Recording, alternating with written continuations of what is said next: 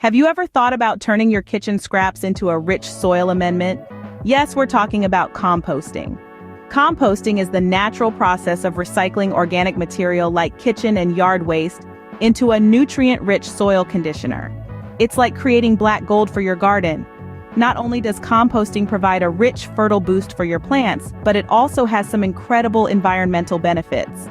By composting, you're reducing the amount of waste that would otherwise end up in landfills, where it produces harmful methane gas. Plus, it's a sustainable way to replenish the nutrients in the soil, rather than relying on synthetic fertilizers. Imagine the satisfaction of contributing to a healthier planet while growing lush, vibrant plants in your own garden. It's a win-win situation. Now, you might be wondering how to get started with composting. Well, hold on to that thought. Composting might seem complicated, but it's actually a straightforward process. Essentially, it's nature's way of recycling, turning organic waste into nutrient-rich soil. So let's break it down. First things first, you need to choose the right compost bin.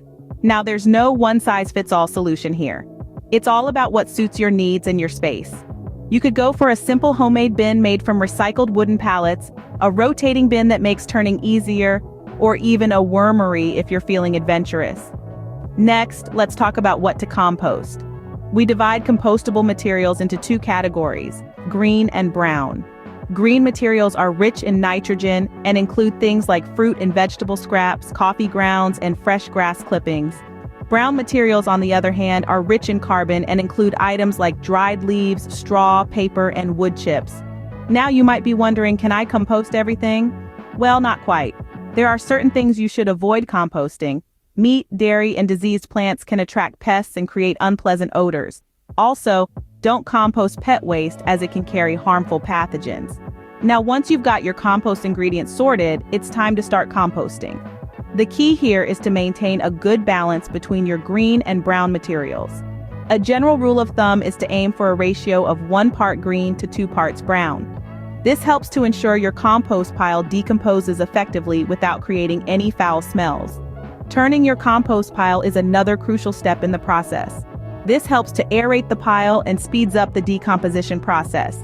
Aim to turn your compost pile every few weeks with a garden fork or a compost turner. So, when is compost ready? Well, compost is ready when it's dark and crumbly and smells earthy.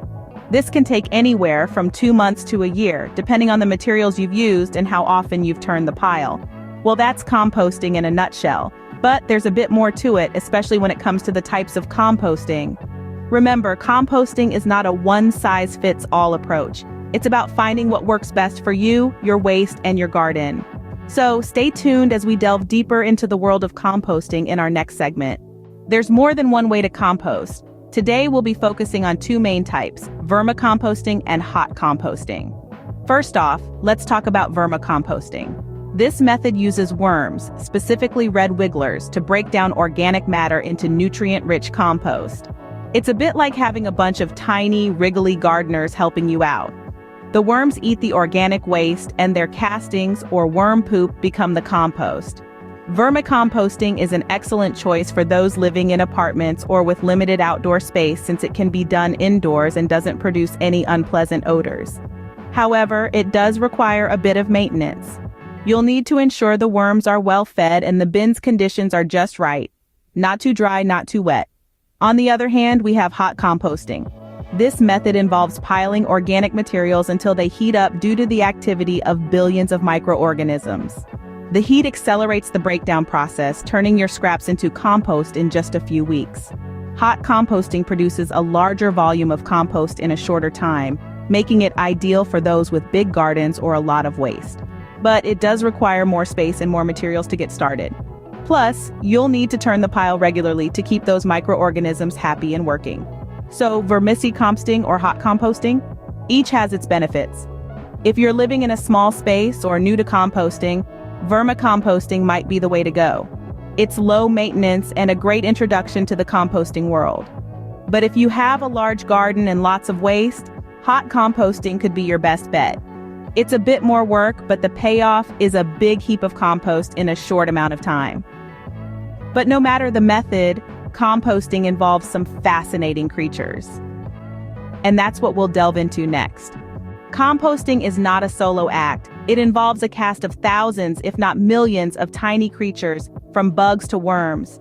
These tiny critters might not be visible to the naked eye, but their role in the composting process is pivotal. Let's start with worms, the most famous of the composting creatures. Known as composting worms or red wigglers, these little creatures munch away on your kitchen scraps, turning them into nutrient-rich worm castings. They are nature's little recyclers, breaking down organic matter into a form that plants can use.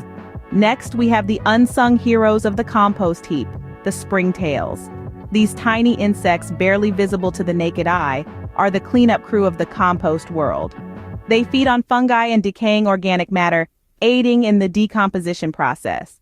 They might not be as well known as worms, but they play an essential role in breaking down your compost.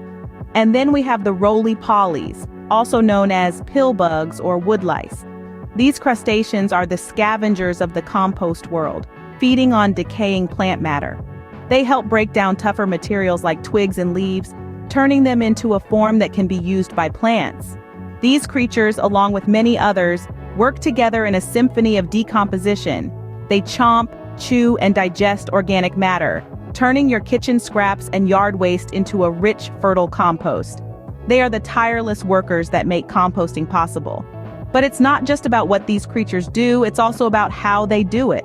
They work in harmony with each other, each playing their part in the composting process. It's a beautiful example of nature's teamwork, where every creature, no matter how small, plays a crucial role. These creatures are the unsung heroes of composting. But what about the bigger picture? How does composting fit into the larger scheme of things? Composting is a practical and effective way to practice the 3 R's: reduce, reuse, and recycle. When we compost, we actively reduce the amount of waste that goes into our landfills, lessening the production of harmful greenhouse gases. It's a small step with significant environmental implications.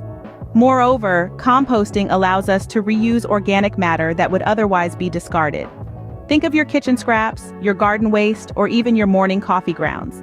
These seemingly useless materials are transformed into a nutrient-rich soil conditioner through composting, giving them a new purpose. And finally, composting recycles essential nutrients back into the soil, rejuvenating it and promoting healthy plant growth.